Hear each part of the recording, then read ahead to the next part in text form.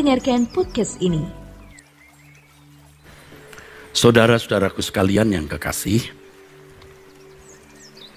kita percaya dan memang demikian bahwa segala sesuatu yang Allah ciptakan itu pasti sempurna. Tidak bercacat, tidak kurang suatu apapun. Di dalam kitab Kejadian pasal 1, saudaraku, di ayat yang terakhir, ayat 31, firman Tuhan mengatakan bahwa Allah melihat segala yang dijadikannya itu, baik yang materi maupun non-materi, baik hewan maupun makhluk manusia, tumbuh-tumbuhan, sungguh amat baik. Sungguh amat baik. Wahineh tof meot. Yang terjemahan bebasnya bisa berarti very best. Sudah very sangat. Tof itu top, best. Jadilah petang dan jadilah pagi, itulah hari ke-6. Jadi manusia adalah ciptaan Allah yang sungguh amat baik. Kalau kata sungguh amat baik diganti dengan kata sempurna, maka sempurna. Namun kita harus mengerti maksud sempurna atau sungguh amat baik atas makhluk yang disebut manusia itu, saudaraku. Ya, manusia diciptakan dalam keadaan sungguh amat baik. Tentu itu berarti tidak bercacat, sempurna. Namun demikian bukan berarti manusia yang diciptakan Allah sungguh amat baik itu tidak bisa cacat. Bukan berarti sempurna, maksud saya manusia yang diciptakan sungguh amat baik, manusia yang diciptakan sempurna itu tidak bisa bercacat atau bukan berarti tidak bisa rusak. Sungguh amat baik atau sempurna atas makhluk yang disebut manusia ini, saudara, artinya manusia berkeadaan bisa menentukan nasibnya, keadaannya. Jadi ketika Allah menciptakan manusia itu, manusia memang berkeadaan tidak bercacat.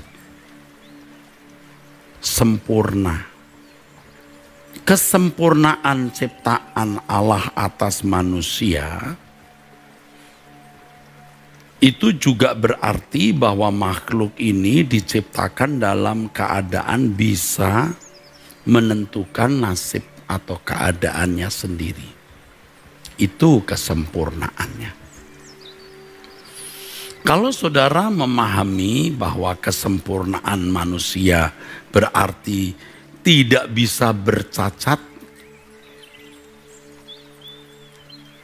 oleh karena Allah telah menciptakan manusia dalam keadaan permanen tidak bisa cacat, tidak bisa rusak, tidak bisa jatuh, tapi akhirnya manusia bisa rusak, bisa jatuh, bisa bercacat, berarti Allah gagal. Berarti Allah bukan Allah yang menciptakan sesuatu yang sungguh amat baik. Nah, ini yang harus saudara mengerti, ya. Kalau makhluk lain, maksud saya ciptaan yang lain yang tidak memiliki keadaan seperti manusia, itu bisa sempurna, tidak bisa bercacat, ya, kapanpun dan dimanapun. Karena memang dibuat permanen, sempurna dalam arti tidak bisa cacat. Tetapi manusia bisa. Manusia diciptakan dengan keadaan sungguh amat baik atau sempurna. Justru kesempurnaan itu terletak pada keberadaan manusia yang bisa menentukan nasib atau keadaannya sendiri, saudara. Ya, nantinya setelah manusia ternyata tidak menjadi manusia sesuai rancangan Allah semula, dalam tindakan dan perilakunya membuat ciptaan Allah yang lain ikut menjadi rusak karena tindakan manusia yang rusak tersebut. Firman Tuhan mengatakan, saudara, bumi menjadi tandus karena perbuatan manusia. Seandainya manusia tidak jatuh dalam dosa, tidak menjadi rusak, manusia tidak akan menanduskan bumi. Nah, kita kembali kepada keadaan manusia ini, saudara. Jadi kesempurnaan manusia juga dinilai, diukur dari keadaan manusia yang bisa menentukan nasib atau keadaannya sendiri. Ini tatanan yang sangat penting yang harus kita pahami. Itulah sebabnya manusia disebut makhluk yang bertanggung jawab atau makhluk yang bisa bertanggung jawab. Atau makhluk yang beretika, atau makhluk yang bernorma. Jika tidak demikian, manusia tidak bisa bernorma atau beretika. Karena dia tidak bisa menentukan keadaannya sendiri. Kalaupun dikatakan beretika, itu hanya karena dia didesain ya seperti robot yang diatur oleh kendali atau remote sehingga bisa bertindak etis. Ya, bisa bertindak etis, tetapi dia tidak beretika dalam arti tidak melakukan perbuatan berdasarkan kehendaknya sendiri. Ini tatanan yang penting. Hati-hati dengan doktrin yang mengajarkan bahwa manusia tidak bisa menentukan keadaannya sendiri. Hati-hati. Karena itu akan membunuh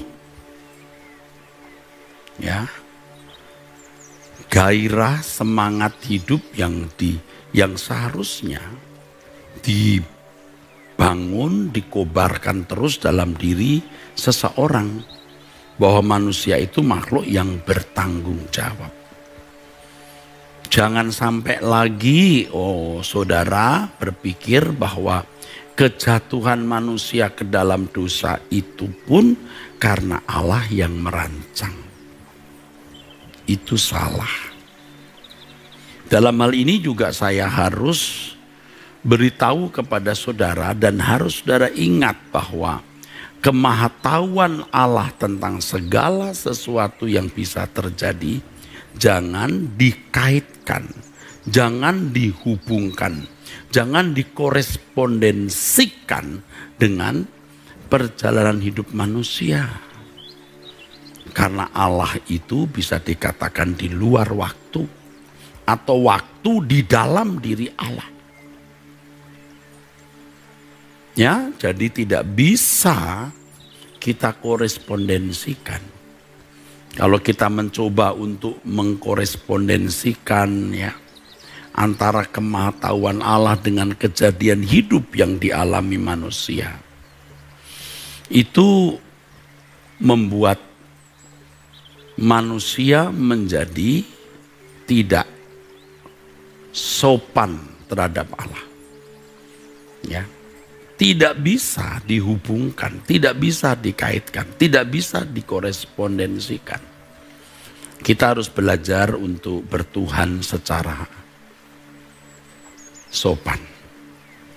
Kemahatauan Allah tidak bisa dikaitkan dengan perjalanan hidup kita hari ini. Ya saudaraku, karena bisa dikatakan Allah di luar waktu. Jadi Allah menguasai segala sesuatu. Atau waktu di dalam Allah. Karena dia segala-galanya.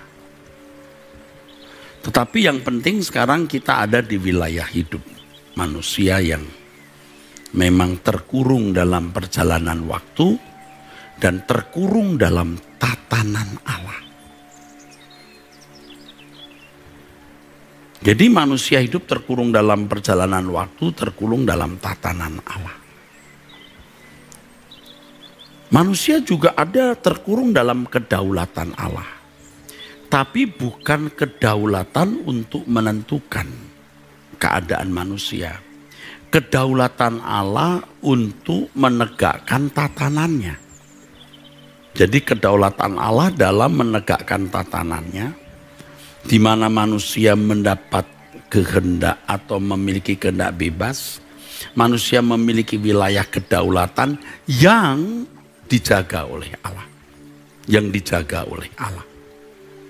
Jangankan setan, Allah pun juga menghargai, atau tadi saya gunakan kalimat menjagai kedaulatan manusia itu.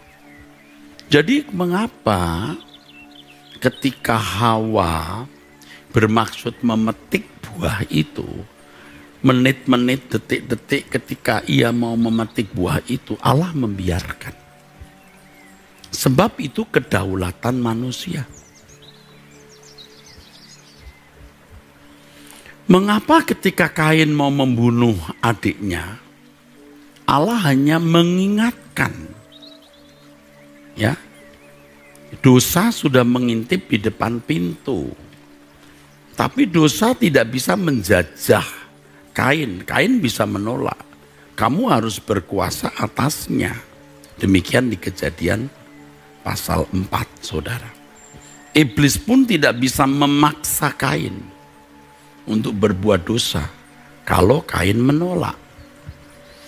Nah, ada kedaulatan manusia yang dijagai oleh Allah. Disitulah kedaulatan Allah hadir, di mana kedaulatan Allah adalah kedaulatan menegakkan tatanannya. Jadi jangan dipelintir, kedaulatan Allah menentukan nasib manusia. Manusia yang harus menentukan nasibnya sendiri. Kalimat "dan janganlah membawa kami ke dalam pencobaan, tetapi lepaskan kami daripada yang jahat." Anda bisa melihat di situ ada kedaulatan manusia. Kalau manusia tidak berdaulat, dia tidak perlu mengucapkan kalimat doa itu. Karena memang semua dikendalikan oleh Allah, segala sesuatu diatur oleh Allah, tidak perlu mengatakan "dan janganlah membawa kami ke dalam pencobaan." Suka-sukalah Allah membawa Anda ke dalam pencobaan, membuat Anda berdosa sehingga masuk neraka, atau membuat seorang tidak berbuat dosa sehingga masuk surga. Doa Bapa kami itu, saudaraku, ya, yang diajarkan oleh Tuhan kita Yesus Kristus, ya saudaraku, yang ditulis dalam Matius 6 ayat 13, "Dan janganlah membawa kami ke dalam pencobaan, tetapi lepaskanlah kami daripada yang jahat." Ini menunjukkan bahwa manusia yang telah kehilangan kemuliaan Allah tetap memiliki kedaulatan. Nah, saudara, saya ingatkan ini, ya. Begini, saudaraku,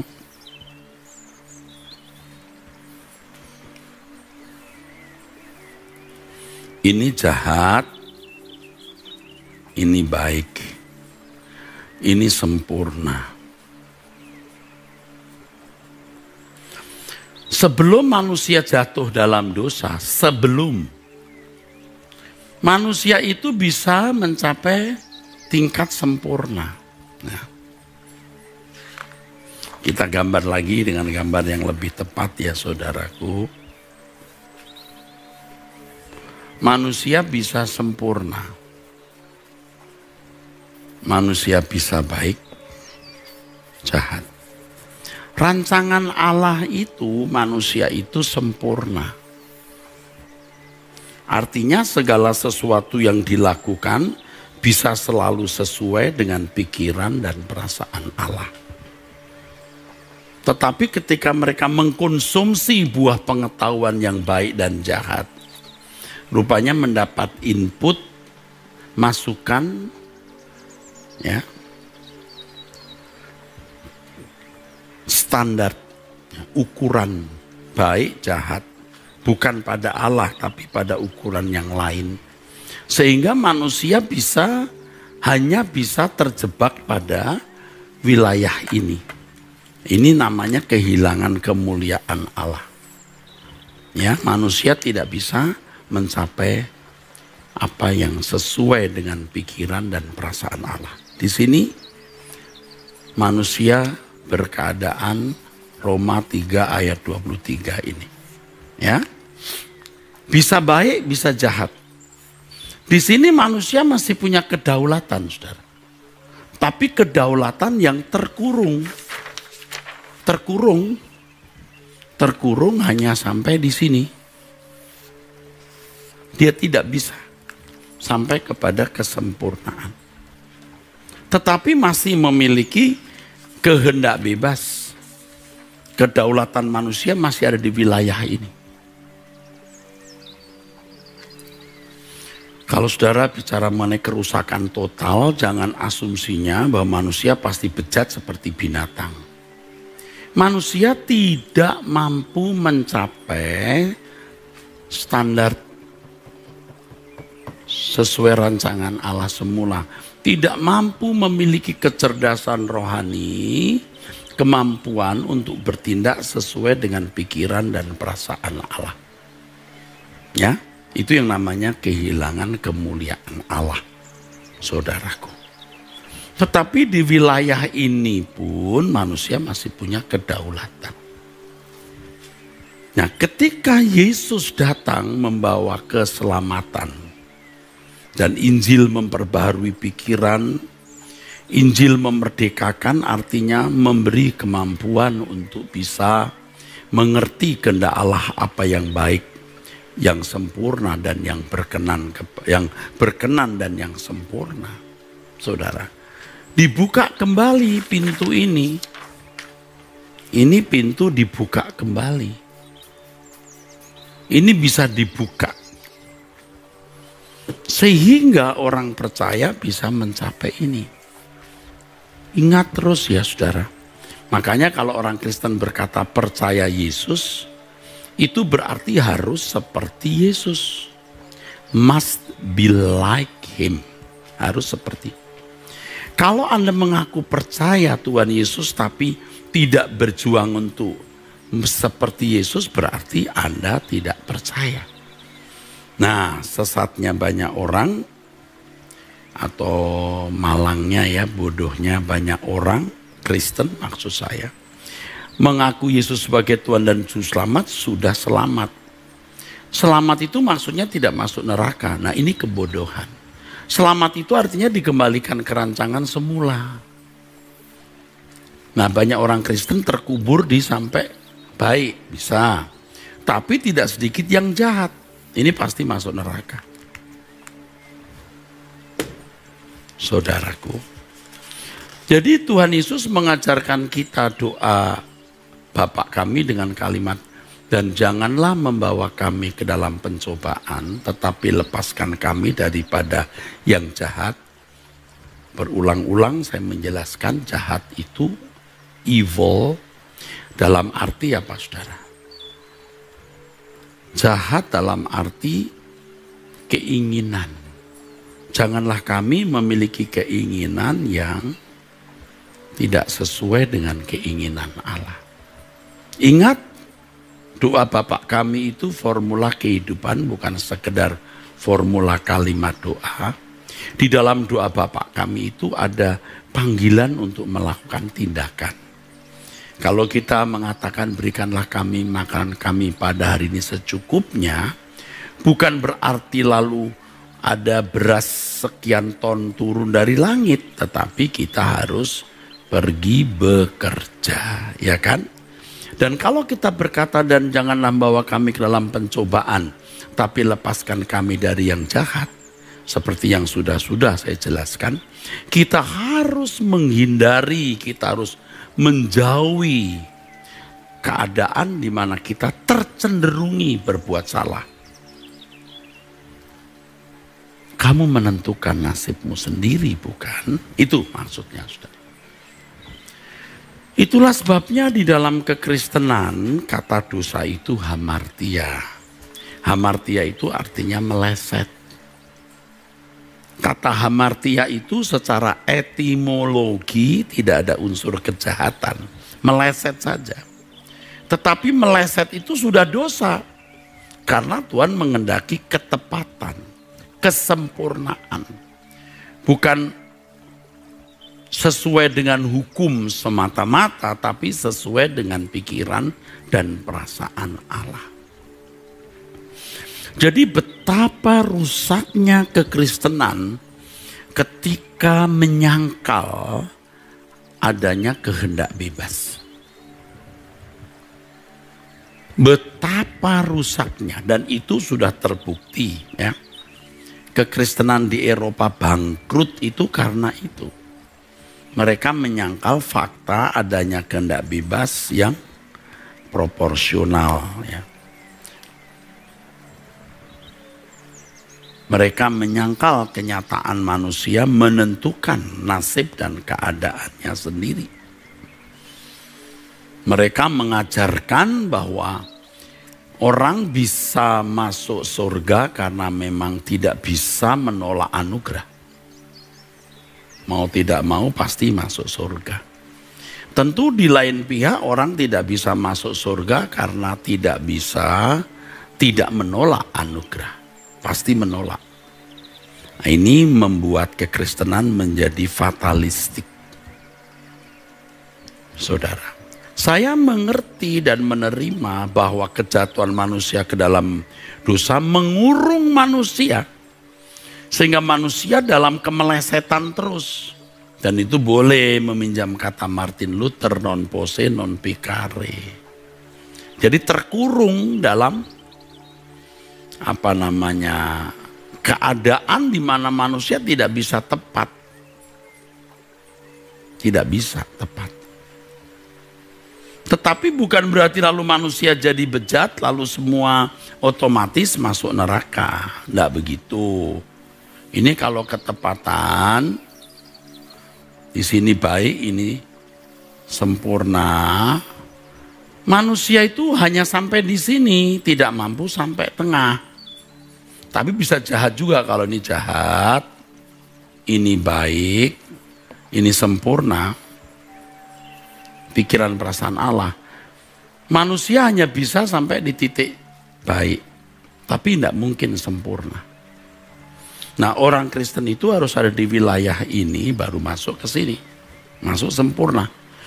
Bagaimana kamu bisa melakukan kehendak Allah, apa yang baik, yang berkenan dan yang sempurna kalau masih jahat? Tidak bisa. Makanya 10 perintah Allah itu menjadi tutor sementara. Kalau tidak ada 10 perintah Allah lalu manusia jadi biadab, tidak mungkin bisa jadi sempurna. Anda tidak akan bisa sempurna kalau tidak baik dulu. Tapi untuk baik tidak usah tidak harus menjadi orang Kristen. Orang non-Kristen pun bisa baik. Bisa baik orang Kristen. Maka rentang kebaikan orang Kristen harus maksimal. Maksimal baru bisa melakukan apa yang Allah ingini. Kalau tidak maksimal tidak bisa. Jadi rentang kebaikan manusia, rentang kebaikan orang percaya harus maksimal. Menyerah. Orang yang menyerahkan nyawanya untuk orang lain belum tentu itu kasih. Jadi dikatakan oleh firman Tuhan, ya, walaupun kamu memberikan tubuhmu untuk dibakar tanpa kasih itu sia-sia, ya, sia-sia. Ya. A, B, C, D, E, F, G, H, I. Harus rentangnya luas. Kalau cuma di segini, G, H, I, ya, nggak bisa. Kamu menyerahkan seluruh hartamu tanpa kasih sia-sia. Yang bisa menyerahkan seluruh hartanya saja belum tentu bisa bertindak dalam ukuran kasih. Orang yang bisa menyerahkan nyawanya belum tentu tindakan kasih. Jadi walaupun orang itu murah hati, ya, belum tentu tindakannya tindakan kasih di mata Allah dalam standar Alkitab. Apalagi kalau pelit, udah habis, nggak bisa. Maka rentangnya harus ini. Baru kasih itu, apa kasih itu? Tindakan yang sesuai dengan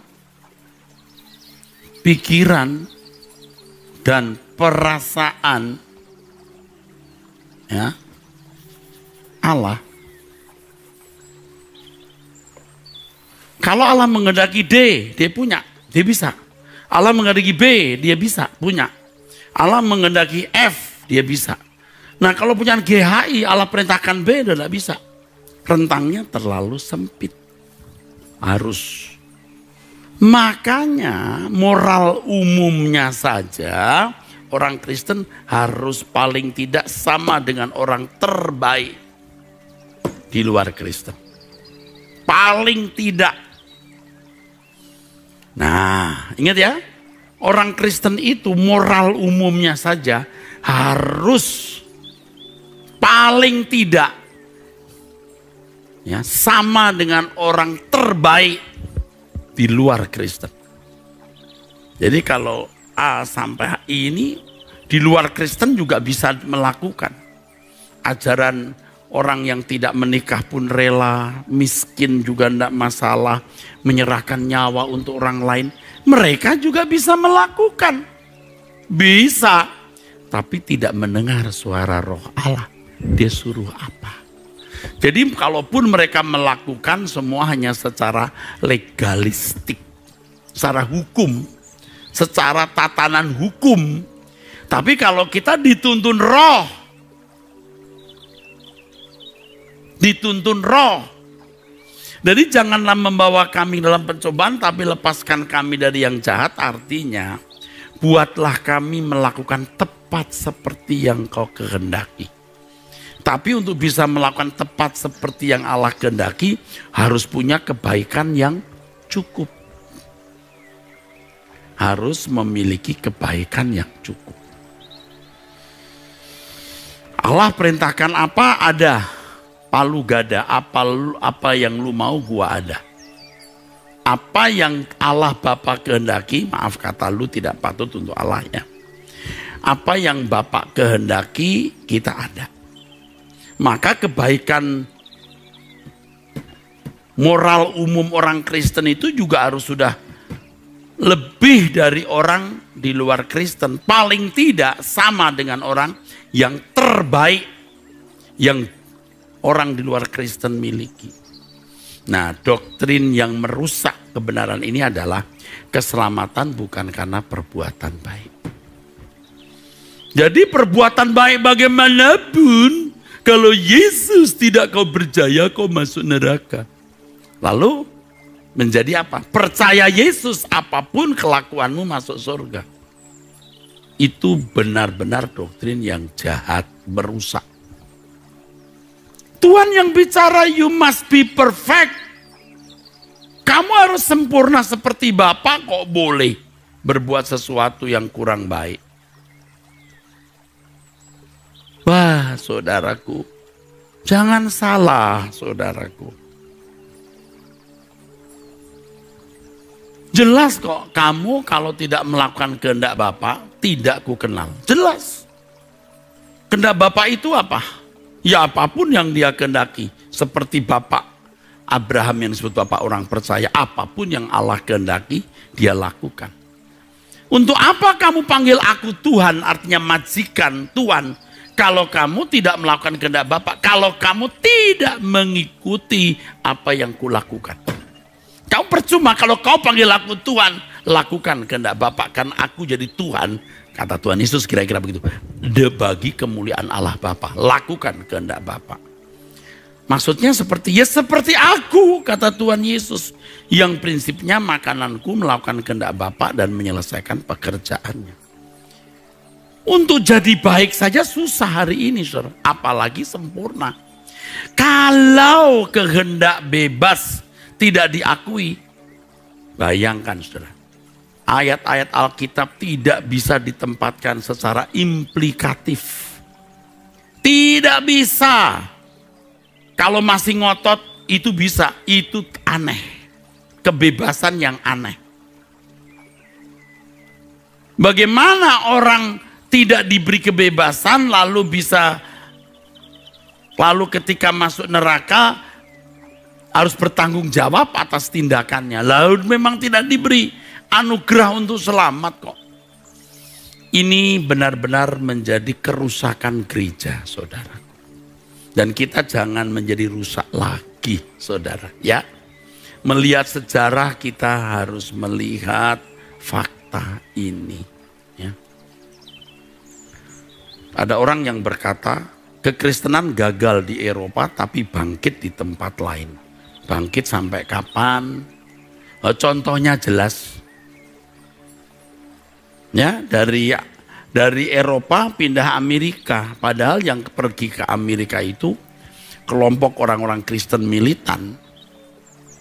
Orang-orang pitis, orang-orang yang menekankan kesucian. Tapi gelombang orang Eropa lain yang kemudian datang itu besar. Dengan doktrin yang tadi saya katakan merusak tatanan iman Kristen itu jadi rusak, saudara. Jadi rusak. Saya seringkali menunjukkan sebagai bukti betapa rusaknya doktrin yang salah. Yang membuat manusia rusak. Seperti Jerman, berapa persen orang-orang muda dan laki-lakinya menjadi biadab seperti binatang. Itu menunjukkan kegagalan gereja. Walaupun ada pendeta-pendeta yang tentu menolak. Tapi faktanya memang sudah gagal. Dan setelah Perang Dunia Kedua kita lihat gereja-gereja habis sepi. Ada yang malah jadi shops, sex shop. Toko seks. Mengerikan, jadi tempat macam-macam. Jadi rumah ibadah agama lain, jadi kafe. Aduh, sedih, saudaraku. Dan ketika menjadi rumah ibadah agama lain, bisa-bisanya loh, setelah dijual ya karena tidak sanggup membiayai perawatan gereja. Aduh, saudara. Pendetanya bisa berkata bersyukur karena tempat itu bisa menjadi tempat ibadah. Tetap menjadi tempat ibadah. Wow. Ibadah kepada siapa? Saya berharap saudaraku sekalian kita sadar kesalahan ini, ya. Saudara paham apa yang saya katakan ini? Yuk kita lihat lagi. Kalau orang Kristen standar kebaikannya cuman ini, dia tidak bisa memiliki tindakan kasih. Kasih ini kan tindakan yang sesuai dengan pikiran perasaan Allah. Jadi rentang kebaikan manusia harus A sampai I. Nah, menurut saya Nuh, Ayub, dan orang-orang saleh di zaman perjanjian lama itu mampu mencapai kebaikan ini. Menjauhi kejahatan, jujur, ya. Bisa. Lalu kalau Abraham bisa juga memiliki ini. Dan diperintahkan untuk melakukan sesuatu, dia bisa. Apapun yang Allah perintahkan dia lakukan. Tetapi tidak mungkin 100%. Tidak mungkin. Belum mampu. Nyatanya apa? Ada Abraham juga masih punya gundik-gundik, itu gimana? Kalau perjanjian baru kan sempurna. Sempurna. Tapi yang diperintahkan Allah apapun Abraham lakukan. Seandainya Allah berkata, Abraham jangan punya gundik ya, Abraham pasti tidak punya gundik. Karena hal itu tidak diperintahkan. Tidak, karena ketidakmampuan manusia perjanjian lama yang masih tentu dalam budaya poligami waktu itu. Tapi kalau Allah perintahkan apapun, Abraham lakukan, saudara. Apapun Abraham lakukan. Nah, bisa sampai ke sini. Nah, orang-orang non-Kristen itu bisa sampai ke sini. Kita itu jangan picik, saudara, ya. Orang-orang di luar Kristen itu bisa punya kebaikan yang puncak ini dengan rentang seperti ini. Cuman tidak memiliki ini. Nggak punya. Karena ini harus dipimpin Roh Kudus, memiliki kecerdasan rohani oleh Injil, baru bisa menemukan apa yang, bukan hanya apa yang baik saja, tapi berkenan, tumbuh terus dan yang sempurna. Orang yang murah hati belum tentu memiliki kasih. Tindakannya baik, tapi belum tentu kasih. Menyerahkan seluruh hartanya, belum tentu kasih. Belum tentu. Orang murah hati belum tentu tindakan kasih. Belum tentu mampu melakukan tindakan kasih. Tapi kalau orang pelit sudah pasti masuk kotak. Orang tidak pelit aja belum tentu punya tindakan kasih, apalagi pelit. Udah habis. Nah ini rusaknya orang Kristen ketika diajarkan keselamatan bukan karena perbuatan baik. Dengan penjelasan yang keliru. Oh, keselamatan bukan karena perbuatan baik. Amin, amin. Tapi karena ini, memang semua berdasarkan ini yang dikatakan firman Tuhan. Ini fondasi. Yesus itu fondasi kehidupan ini. Ini yang memikul semua dosa manusia. Ingat ya, semua dosa manusia dipikul di salib. Dosa siapa saja, agama apa saja. Ya, nanti kita bicara lagi ya soal ini. Salib ini. Tapi salib ini bagi orang di luar Kristen bisa dihakimi menurut perbuatan. Yaitu jika mereka mengasihi sama seperti diri sendiri. Yaitu mereka yang tidak mendengar Injil atau yang salah mendengar Injil. Tetapi kalau orang Kristen, kalau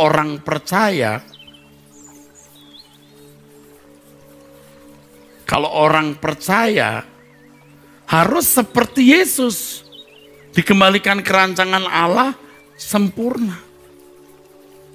Tindakannya kasih atau berkodrat ilahi. Makanya proses kekristenan itu pada dasarnya proses untuk mengenakan kodrat ilahi. Aduh, saudara, bertahun-tahun menjadi orang Kristen, kita tidak mengerti kebenaran seperti ini, ya. Karena kita telah disesatkan oleh pandangan teolog-teolog masa lalu yang digoreng oleh para teolog lain, digoreng oleh sekolah-sekolah tinggi teologi, digoreng oleh seminari-seminari, dan diakui ini yang benar, di luar ini tidak benar. Seperti saham, sektor realnya tidak ada, tapi sahamnya harga tinggi.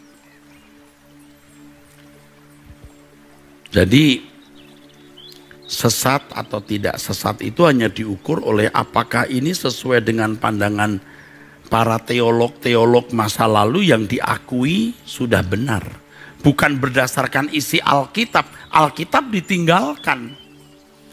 Jadi ukurannya itu pandangan-pandangan teolog. Dan kalau ada pandangan-pandangan yang pernah diakui, dinyatakan sebagai sesat, sesat aja begitu, tanpa verifikasi ayat Alkitab. Nah, ini banyak orang diperbudak oleh teolog-teolog seperti itu. Dan saudara jangan sampai terjebak, ditipu oleh teolog-teolog seperti itu yang biasanya mereka di tengah-tengah masyarakat pasti tidak menjadi berkat, tidak efektif. Buktinya apa? Anda lihat sendiri. Orang-orang yang banyak bicara itu pasti tidak efektif. Apa yang dilakukan untuk masyarakat? Apa yang dilakukan untuk orang Kristen lain? Nah, karena ada media ini, maka media bisa menjadi kendaraan untuk mengangkat diri sebagai orang yang mengajarkan kebenaran. Ya, kalau cuman pakai senjata media berani ngomong sekeras-kerasnya, setajam-tajamnya, bahkan kadang-kadang tidak peduli nilai-nilai etika dan ketimuran, ya udah. Orang-orang sakit juga yang sakit pikiran dan jiwanya yang menyukai hal itu. Saudara jangan ikut-ikutan. Diam, merenung, menilai dalam pimpinan Roh Kudus, dalam pimpinan Tuhan, saudaraku. Ya, saya tidak sedang mendiskreditkan siapapun, memang tidak boleh, tapi ini berlaku bagi siapapun dan kapanpun, ya dan dimanapun juga. Anda juga tentu harus fair, secara objektif menilai saya juga. Kalau saudara memandang apa yang saya ajarkan tidak tepat, ya tidak usah mendengar yang saya ajarkan. Oke, kembali kepada apa yang dikatakan firman Tuhan. Dan janganlah membawa kami ke dalam pencobaan, tapi lepaskanlah kami daripada yang jahat. Ayat ini menunjukkan bahwa manusia menentukan nasibnya. Dan janganlah membawa kami ke dalam pencobaan, ya Allah. Kalau Allah menentukan nasib orang, Allah akan berkata, diam kamu, kamu tidak berhak meminta itu. Karena aku yang menentukan apakah aku membawa kamu dalam pencobaan atau tidak. Tapi lepaskanlah kami daripada yang jahat. Diam kamu, karena aku yang berhak melepaskan kamu dari yang jahat atau tidak. Tuhan Yesus bisa diomeli Allah Bapa nih, mengajarkan kalimat ini. Kalau kalimat ini ya dianggap atau dinilai salah. Ini ucapan Sang Logos yang sempurna. Tuhan kita Yesus Kristus yang mulia. Anak Allah yang membawa kebenaran murni. Kebenaran Injil yang menyelamatkan. Jangan dibantah. Tapi pandangan Pak Eras tidak sesuai dengan pandangan teolog ini. Oh, jangan Pak sebut teolog, kita lihat Alkitab. Kalau return atau back to the Bible, kita kembali ke Alkitab. Bukan pandangan siapa-siapa, pandangan Tuhan Yesus.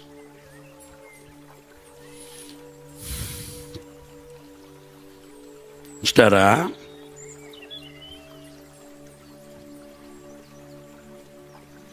kalau kita misalnya membaca ucapan Tuhan Yesus begini.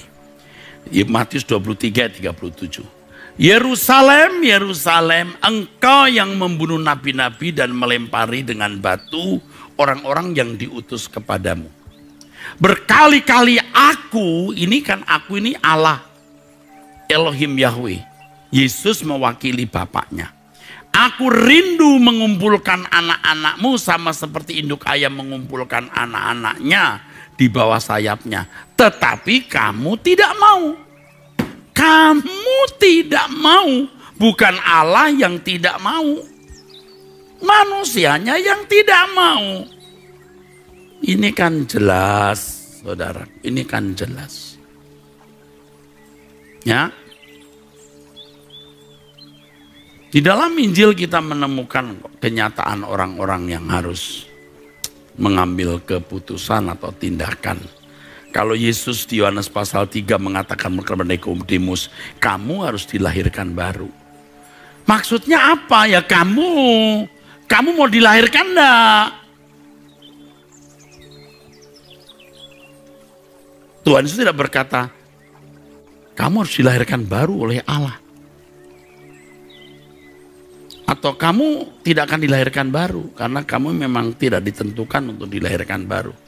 Tidak ada itu kalimat-kalimat begitu. Tidak boleh. Aduh, itu yang merusak kekristenan, memadamkan api gairah semangat untuk melakukan apa yang Allah kehendaki. Jadi miskin dalam implementasi, miskin dalam implikatif. Ya saudara, dan ini merusak. Nah saudara tidak harus percaya saya. Tapi kalau saudara mau, percayailah kebenaran ini karena ini Alkitabiah.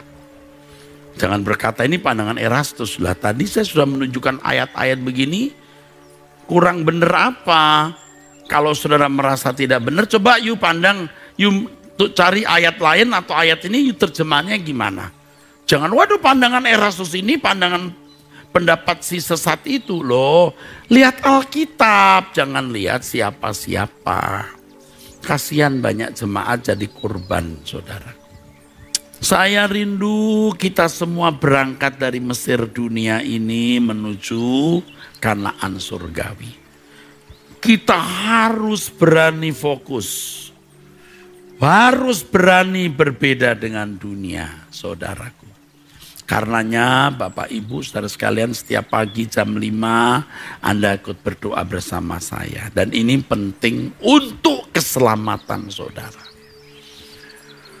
Kalau kita tidak diisi oleh kebenaran-kebenaran, kita tanpa sadar mengarahkan kendaraan hidup kita ke arah yang salah. Manusia itu diciptakan dengan keberadaan bisa menentukan nasibnya sendiri. Jadi diberi mobil harus mengendalikan mobil itu. Dulu waktu saya masih muda, saya pikir Tuhan bisa mengambil kemudi atau kendali. Tuhan ambil kendali hidupku, kemudikan hidupku. Dulu ada lagu-lagu yang kalimatnya mirip itu, saya masih ingat tuh. Tuhan kemudikan hidupku, kemudikan kapal hidupku. Loh, Tuhan gak mungkin merusak tatanannya. Allah punya kedaulatan. Kedaulatan atas tatanan yang dia buat. Dan di dalamnya termasuk memberi kedaulatan kepada manusia untuk menentukan nasibnya. Jadi kalau saudara berdoa, Tuhan kendalikan ini aku, kemudikan ini mobilku. Oh enggak mau, kamu jangan merusak tatananku. Aku mengajari kamu mengemudikan kendaraan hidupmu. Supaya kamu bisa mengarahkan ke arah yang benar. Tetapi aku tidak mengambil kemudi itu. Jadi kita belajar dari Roh Kudus. Bagaimana kita mengemudikan kendaraan hidup kita ke arah yang benar. Nah kalau kita selalu mendengar kebenaran melalui Truth ID seperti ini, dan sebentar kita habis kebaktian ini ada doa sekitar 30 menit, 35 paling lama. Ya kita ikuti yang ada diberi label Relaxation with God. Ikuti besok pagi jam 5, sebelum jam 5 kurang seperempat kita sudah terbang ya, menghadap Bapak di surga. Ikuti, dan itu semua pasti punya pengaruh terhadap hidup kita. Kita diajari mengemudikan kendaraan hidup kita. Amin.